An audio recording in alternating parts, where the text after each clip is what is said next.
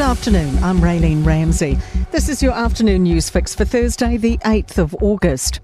The government is thinking of bringing in more liquid gas to deal with exorbitant power prices.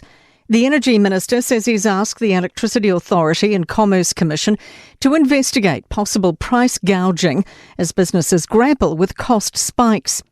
Simeon Brown says importing liquid gas could be a short to medium term solution. We've got a dry year, so we've got a dry hydrological year, and we've had the last government which demonised gas.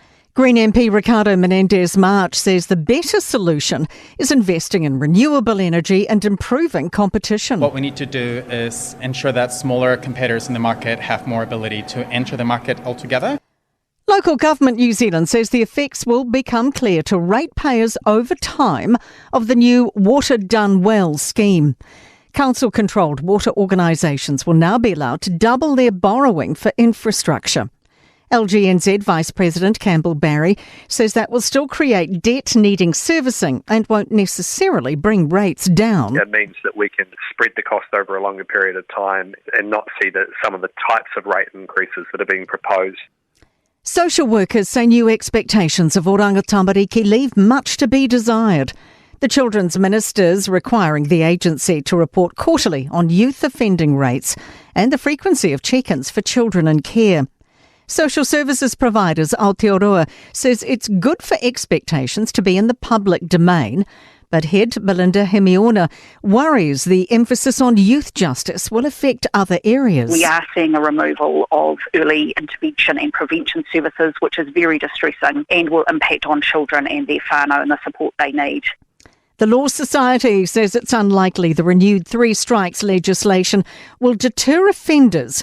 The government's reintroducing the law Labor repealed, making a prison sentence mandatory for a third violent offence. Lawyer Thomas Hare has told a select committee there's little evidence it will factor into offenders' choices. We're dealing with highly charged emotive environments, impulsive decision-making, and not a situation where the offender is thinking to themselves, well, what's the sentencing outcome going to be if I go through with what I'm about to do? 2 astronauts stuck in space for 63 days after problems with Boeing's Starliner spacecraft could have to stay there 6 more months. They got to the International Space Station, but the vessel has propulsion issues and helium leaks. NASA's now suggesting they may have to hitch home in February on a SpaceX craft. Former astronaut, Mike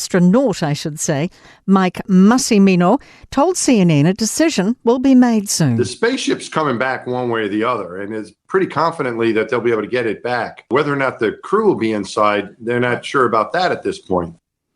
To sport, and All Blacks coach Scott Robertson is happy fielding an inexperienced locking combination against Argentina in Wellington on Saturday, with injuries forcing the inclusion of Sam Darry alongside Tupou Va'i.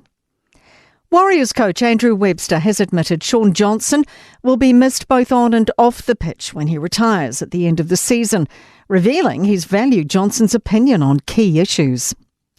And Olympic bronze and silver medalist Lydia Ko will head into the second round, of the golf in Paris, tied for 12th, 7 strokes off the lead.